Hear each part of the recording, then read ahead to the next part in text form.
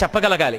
అంతేకాని మీకన్నా తక్కువగా ఉన్నవాణ్ణి చూసి వెకిలి నవ్వు నవ్వడం, మీతో సమానమైన వాణ్ణి చూసి నిర్లక్ష్యం చేయడం, మీకన్నా పైనున్న వాణ్ణి చూసి అసూయతో ప్రవర్తించడం జీవితంలో అలవాటైపోతే వాడు రేపు పొద్దున్న ఎక్కడ ఏ స్థానంలో కూర్చోపెట్టండి, వాడు ఓ ఉద్యోగస్తుడిగా వెళ్ళాడు అనుకోండి, వాడితో సమాన ఉద్యోగుల్ని చూసి నిరాదరణ, పై వాళ్ళని చూసి వెకిలి భావన, ఏదో ప్రమోషన్ వచ్చింది కానండి, ఏదో చదువుకున్నానంటాడు, నాకన్నా గొప్పవాడు ఏంటండి అంటాడు.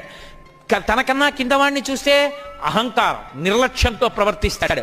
తనకన్నా కిందవాళ్ళు తనని చూసి సంతోషించరు, సమానులు సంతోషించరు, పైవాళ్ళు సంతోషించరు, తన అహంకారానికి తానొక్కడే సంతోషిస్తుంటాడు. అటువంటి వాడికి ఆపదొస్తే కాపాడేవాడు ఎవడూ ఉండడు.